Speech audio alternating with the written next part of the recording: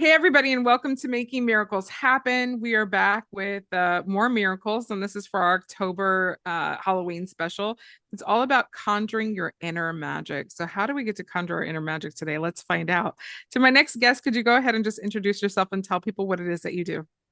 My name is Beth Herndobler. I feel like I'm on a game show, and maybe I am the Miracle Show. Maybe. And I am a soul whisperer, as one of my clients recently named me. I'm an intuitive, medium. I do energy healing. I do spiritual counseling. Basically, what I am is a guide to living your life on purpose, manifesting abundance in all areas, and learning how to not only create a miracle, but hold space for that miracle to continue in your life. That's who I am. I'm So, a lot how of do other things too, but that's probably those are the parts you're most interested in. Used to be a probably trial lawyer, so that's a big jump, but I am not that person anymore, though I can pull it out in a heartbeat. I'm very interested how you jumped from a trial lawyer to doing what you do now. Like You this. gotta tell me the story. That's how it was. So, trial lawyers are a very unique brand of attorney.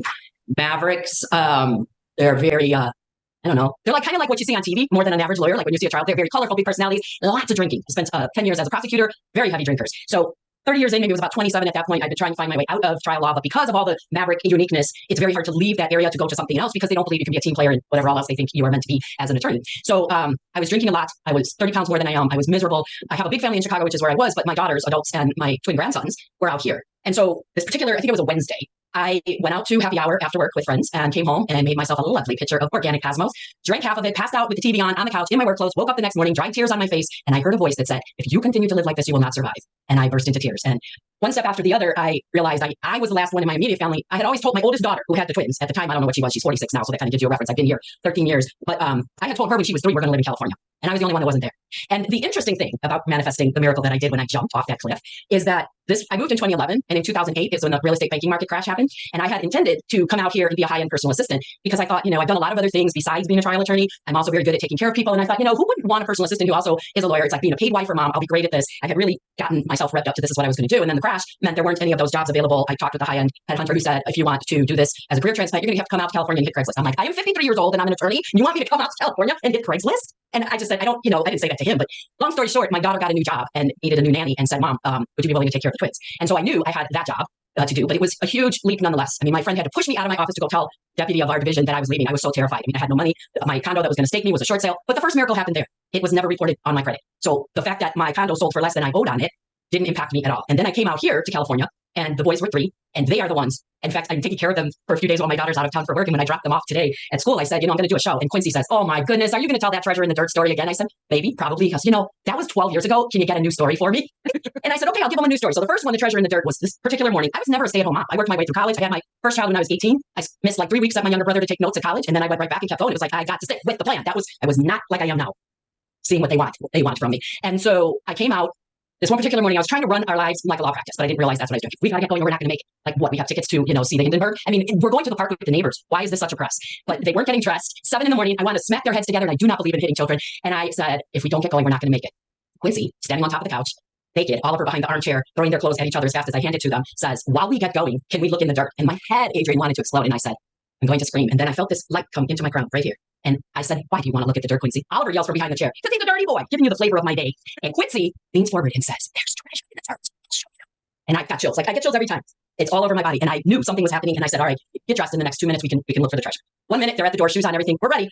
Totally forgot about the neighbors. The neighbors found us. We spent an hour or so in the dirt, just along the driveway. Seeds, beads, nuts, scraps of paper, something shiny. He's like a magpie. Wherever he goes, he finds treasure. But what he taught me is how to be present. And when you're present in the now moment, there is treasure there, and there's magic and miracles from that place. And that's where it all began. Wow. So that is kind of how I got from here to there. It really was a very, very huge leap.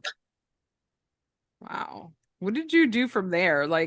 Um, so you have this experience, you're like, I need to be in the present moment. How do you still make a leap into intuition? What do you like? How do you like say I'm gonna do this whole new career choice and It help people was this way? I really feel like that light that came into my head at that moment activated my soul and my intuition. Now, I've always talked to angels. I just never knew that's what I was doing because I was raised Catholic. You know, we often talked about angelic presence and what have you, but nobody was talking, of course, about intuition or any of that stuff until later in my life. My mother, when I was in my mid to late 20s, went to the Barbara Brennan Energy School of Healing. So there was always that in the background, but I'm like, she is weird and I'm not doing that. Whatever that is, I am not an energy healer.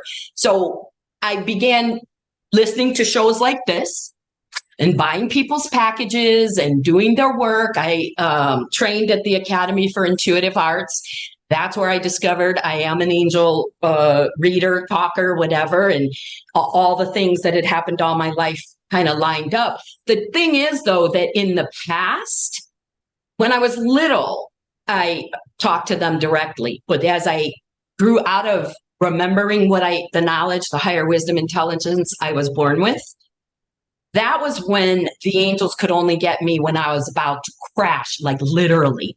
I was very wild. Let's remember, I did get pregnant at 18 when I actually should have been a senior in high school, but I was such a great student that I skipped my senior year of high school and went to the University of Chicago and got pregnant. I mean, that was my life. Everything was always coming from all different directions. And then once I began centering into me, into my truth and light, into what I'm here to be, do, have, and create, that's when I started opening to my intuition because I surrendered. That leap from being a trial lawyer in Chicago to coming here to being a nanny and a personal assistant for my daughter and her husband, that was that was how I got there. Because that was the first huge surrender into trusting and allowing the universe to guide and protect me. And at each miracle that happened after that drove me deeper and I opened further. You have to surrender and become one with the divine if you want to flow in the frequency of miracles. And that's really what I did to get to where I am now. Because when I started, somehow I interpreted being an angel reader and talking to angels, being an intuitive spiritual counselor, that was okay and that was normal. I was hiding behind the name a life purpose coach. And I always said, I will never be an energy healer and I will never be a teacher. My family is full of teachers. That's not who I am. And then I went to a networking event. And this was just regular people, not energy workers or anything. And this young guy in his 40s said, you're supposed to talk about what you do. What do you do? And I said, I'm a life purpose coach. And I knew when he answered that it was the divine telling me, quit hiding. He said, what is that? And I'm like, are you the only person in the world who doesn't know what a life coach is? I didn't say that. I answered him. And then he said, oh, you're into all that stuff my wife is. So it was I was busted out of my hiding and I was normalized by him saying, oh yeah, you should be talking to my wife because she's into all that stuff. And it was from there that I just had to laugh at myself and say, why is talking to angels and doing angel readings less woo-woo weird than an energy healer? It's all ego, right? All left brain ego. That was my shutting down to the divine feminine. And once I let that go, things really opened up. It's all about asking for what it is you're here to do and then surrendering into that and doing it. That's what I did. Do you think there's a reason why it took so long? Divine timing? You're just not being ready? What do you think? Well, I think first of all, the twins, the Buddha boy and the accountant, actually were my mentors. So they had to be old enough to mentor me. That's part of it, right? They had to be 3 because that's where the talking started. And the other thing was fear. I was stuck. I have always been, you probably get a sense of that. I'm an Aquarian. I'm an eccentric person. My life has never looked like normal. I was never I didn't even fit as a lawyer. I never fit. I could make myself fit, but I didn't. And nonetheless, I got stuck in that paradigm. I'm a lawyer. Hence 10 years of the 26 7, 8, 9 that I was practicing spent trying to find a way to stop being a trial lawyer, but still be a lawyer. Why didn't I just try to look outside? It never occurred to me. I was taught in law school back in the 80s when women were less than 10% of the class that the law is a jealous mistress and you have to let everything else go if you want to be successful. And that was so ingrained in my ego that the idea of leaving the law was something, as I told you, I was scared to go give my notice. What the heck did I think was going to happen? What was he going to do? Fire me for quitting? I mean, come on, go ahead, fire me. I'll get severance. I mean, that would be great. I get unemployment. The fear was what kept me stuck. I couldn't allow myself to drop the idea I am a lawyer and embrace what more was possible for me.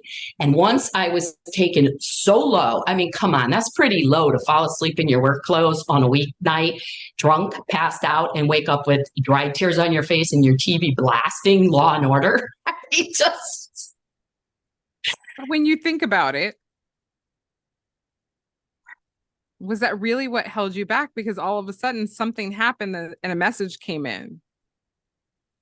And you listened. It could have happened at any point in your life. Why now? I think it did happen other times. And I was, because I remember hearing other voices. I'm divorced, for example, when my second daughter was like 2, I was pushing her home from the babysitter on a work night. And who knows what my husband was doing. He was never really particularly helpful with the household duties in an ongoing way. And I heard a voice then that said, he is not committed to you and your daughters. And the voice said, your daughters. The first one wasn't his, but he was definitely her stepfather, and they had that relationship. The second one was his child. And the voice said, he is not committed to you and your girls. And I heard that, but I was like, oh, I cannot deal with that right now. Go away. I've got to keep, that was always the I'm not ready. I had to be brought so low, and you don't have to wait for this, because you see, a tikkun is what is in the Jewish Kabbalah. Tikkun is what is calling us forward. It's our lessons. It's kind of the dharma of your life. And if you don't hear the tikkun when it's just gently whispering and wafting across your field that you need to do this or that, or stop doing this or that, it's going to keep coming until you hear it. I had to have the sledgehammer to the head. I had to wake up, passed out drunk on a weekday when I am like, oh my gosh, I have to go back and do it all over again. That paradigm, that scenario had to happen for me to get that smack in the head, because they were telling me for years. I always knew I wanted to be of service and help people. And I thought that I could do that through the law. And I did to some small degree. But the problem with the practice of law is it's not about service. It's really not about helping people. Some areas are more that way than the one I was in as a trial lawyer. But the main thing is it's about money and power, and I didn't understand that. And once I understood that there was another way, a better way, a more direct way of serving and supporting people to their highest good, then I was ready to let go. I love it. That is so awesome. Can you share with people what your free gift is for today? Those that really want to connect with you, because there's a lot of wisdom you have to share. I do have. I'm a very excellent teacher. Even though I had to cut everything, I came to it all kicking and screaming. I have, it's short. I don't remember exactly how long, 10 minutes maybe, sync and connect meditation. And that's what I was doing right before we started doing the interview, because when you come into a vertical and horizontal state of stability, when you sync and connect with the universe, the divine, all that is, and you bring that into you, from there, that's where you can tap into miracles.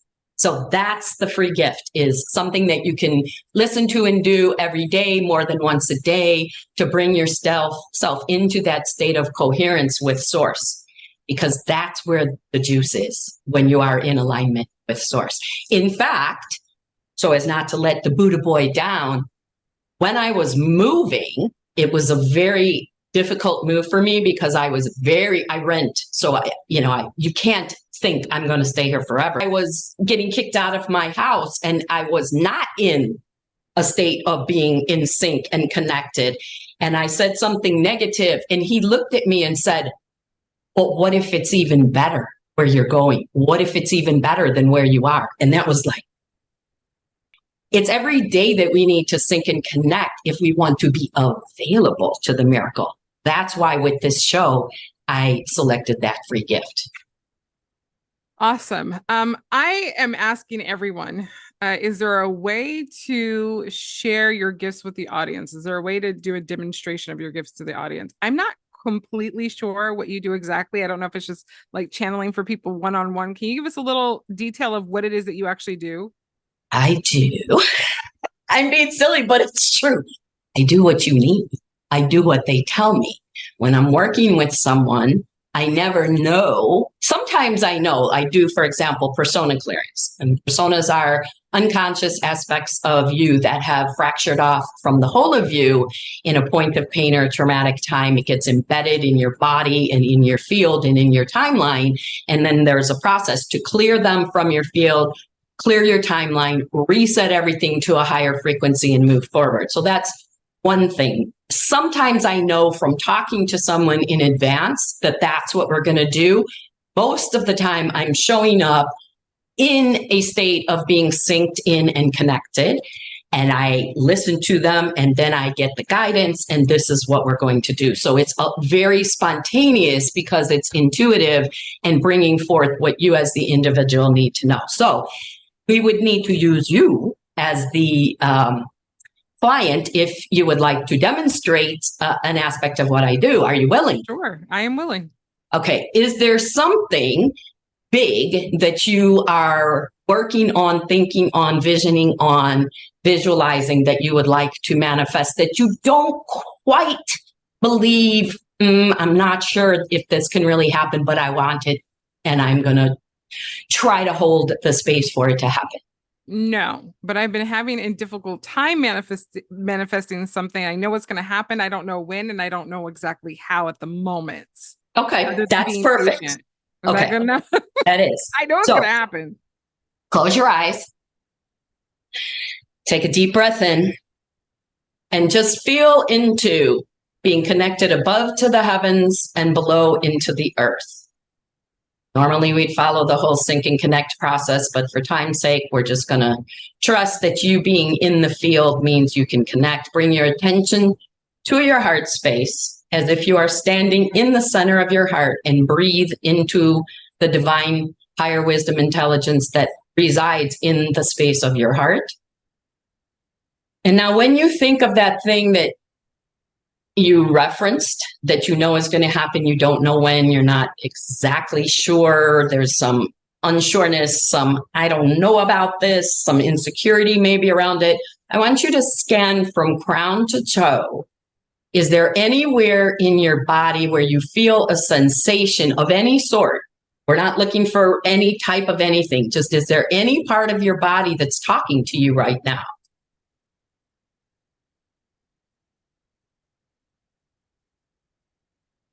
Talking, no. Well, it doesn't have, meant that metaphorically. Any sensation. I don't mean like actually speaking to you. Feel into the left side of your body, just below the heart. Do you feel any sensation there? I would say if I felt anything, it's kind of like the upper part of my body is more active and the lower part is kind of like quiet.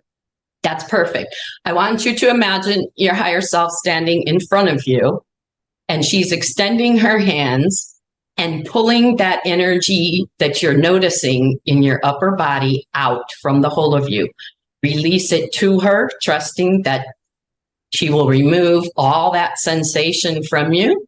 And then she pulls it about 6 to 8 feet out so that you can observe it without letting it connect with you or you with it. So with your inner eye and all your senses, because I don't know how you receive information intuitively, but it can be a feeling, a sense, a knowing. You can smell, you can hear, you can taste, you can see with your inner eye.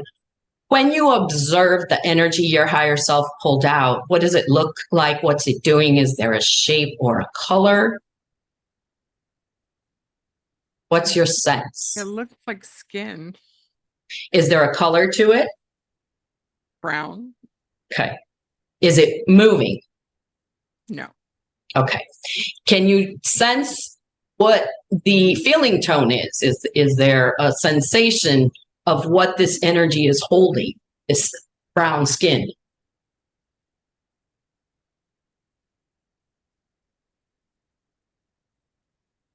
It almost looks like a portal to the universe. Okay. But is there an emotion connected to it? Mm-mm. Okay.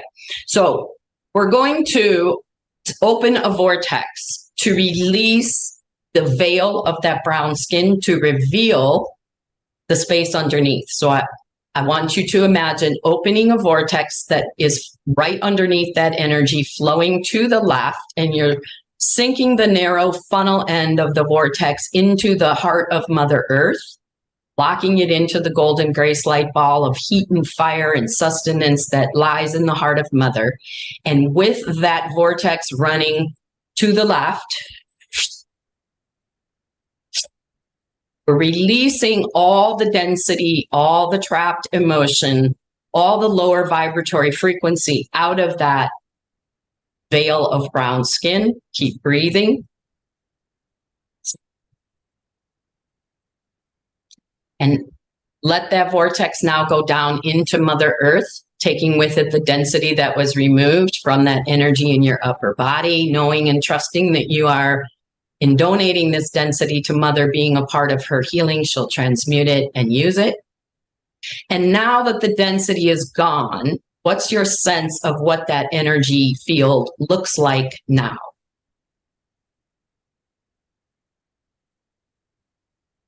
I don't know, but I felt something kind of expand around my head and then just kind of fill up my whole entire body. That's where I am right now. Beautiful. So what feeling tone, what emotion, what experience do you want more of? We're going to infuse those frequencies into that clear field in front of you, and then we'll reintegrate it to amplify that light that you just brought in. So what do you seek to have more of in terms of, love, peace, confidence, those sorts of things?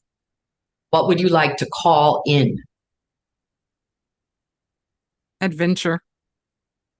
What else? Excitement. Keep going. It's your wish list. Passion. Passion or action? Passion.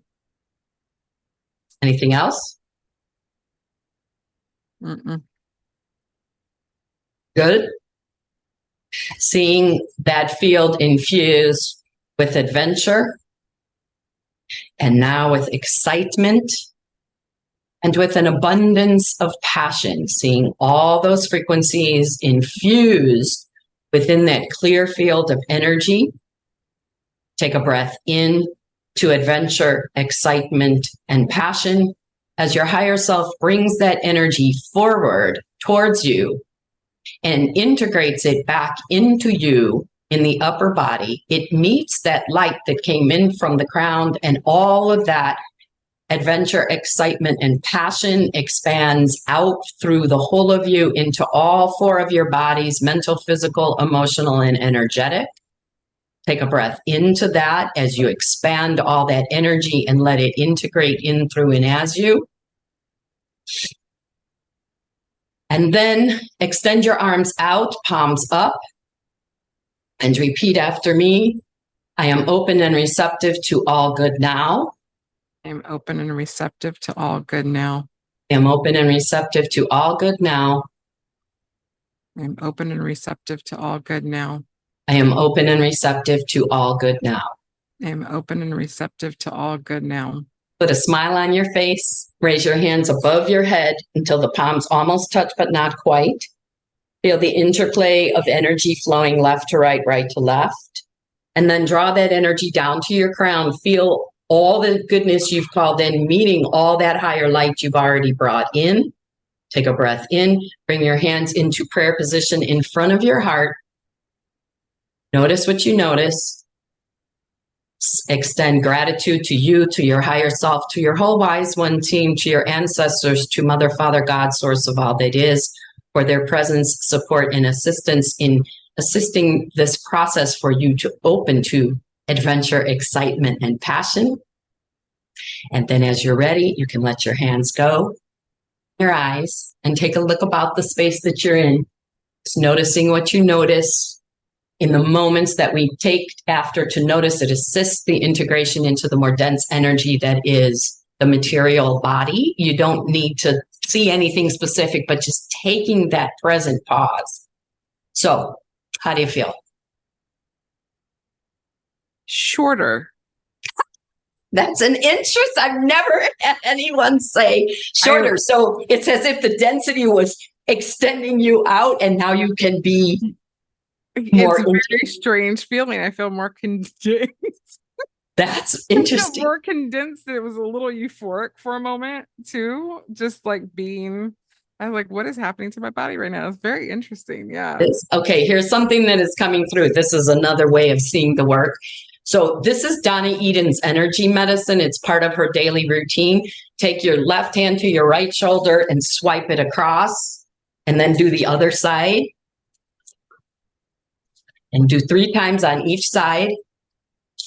We're just brushing the energy in through and as you. That gives me chills all over my body.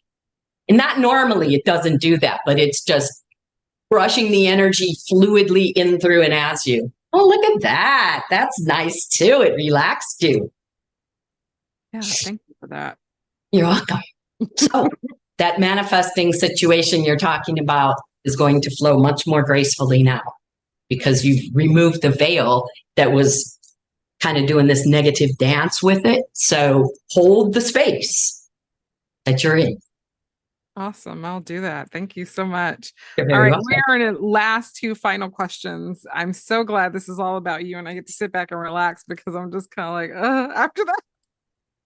Good. My next question to you is, could you go ahead and share that second miracle that you wanted to share with the audience? Well, I have so many, but I think this is a miracle that I have shared before, and it occurred 7 years ago, I think. But it is everything okay? It's a very profound and powerful miracle. So I'm being advised to share that one to start. So I had moved. I had stopped taking care of the grandsons. I had been living with my daughter at that time. So I didn't have bills. I didn't have, I was living for room and with being paid with room and board and a small stipend. And all of a sudden now I have to move. I mean, I was called to move, and it was time, and I didn't need to take care of them anymore in that same way. And so I found this beautiful little cottage that was exactly everything that I wanted.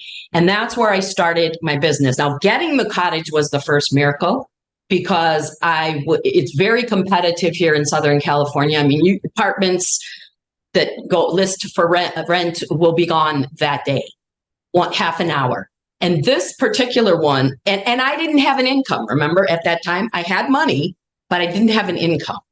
And I had not yet, I knew I was going to, but I had not yet started this as a full-time business. So I was very scared, but I kept working with surrendering and releasing and letting that fear go and holding the space for the miracle. 3 weeks after I had applied, and after I had continuously come back to them and what's going on, and if you want me to pay 6 months rent, I can do that. I mean, it was just, this was the place.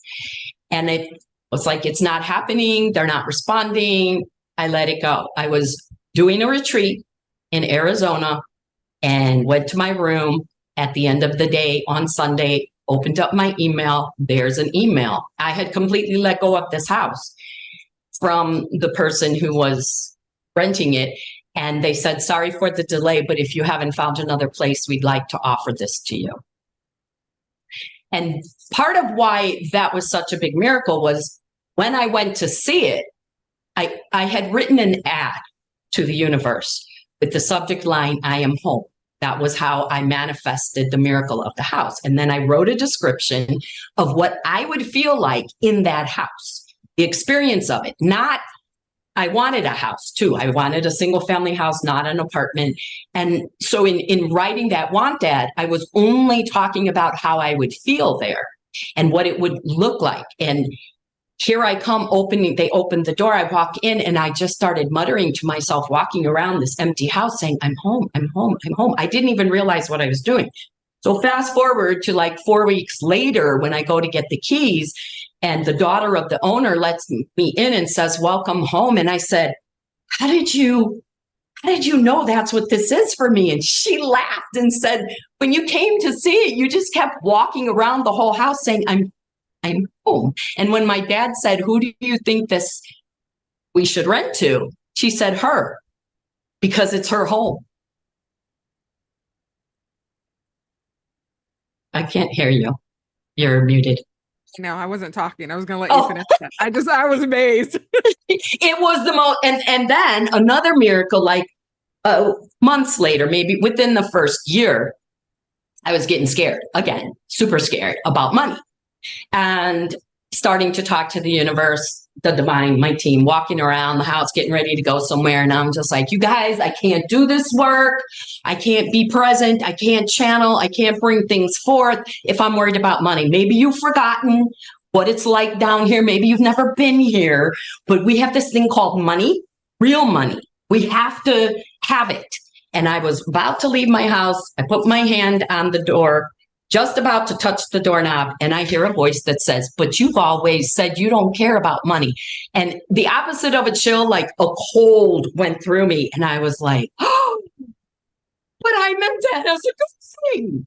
I said, I don't care about money and power. And they repeated to me, you said you don't care about money. And I said, can I change that? Please do. And I created a little ditty. I'm not a singer and I don't normally do this, but when I'm doing woo-woo stuff, things happen. I am money and money is me. I am free to be wealthy. For 3, 4, 5 days, I ran around my house singing that all day, every day to shift my vibratory frequency, to move out of that well-intended but misguided negative programming that I've been holding on to my whole life, that I don't care about money. And then I go to the mailbox after I had said, all right, I've reset and you need to send me a sign. In order for me to keep doing this, I need a sign that the money is coming from wherever it is. That day, the next day, it was very quick. I go to the mailbox and in there is a check from the state of Illinois, where I used to work when I was a prosecutor for in Chicago, with a check for $8,000. I had, at that time, you could claim your pension when you're 60. So I had just started getting the pension. And it turns out that there was a benefit of some sort that my ex would have gotten, but because I was no longer married, I got it. Now, you can say, well, that check was coming either way, but that it came that day or the next day when I asked for a sign, that's the miracle. That I said, I need a financial sign that this is going to work and I'm going to be okay. And it came. That's so awesome. Thank you for sharing that. You're welcome. Last question for you is, could you just share with the audience a message you feel like you have for them? And we're going to end it on that note. Okay. Let me see. You are more bright, more splendid, more beautiful, more bountiful, more capable of creating, manifesting, and opening to a miraculous flow of abundance in all areas in your life than you believe is even possible. The magic, the abundant state of your very beingness that wants to express itself uniquely through you in this incarnation is calling to you. Hear it, feel it, sense it, say yes to it, open to it, and be you in all your splendid glory. Stand in the center of your truth and light and be willing to be all of you.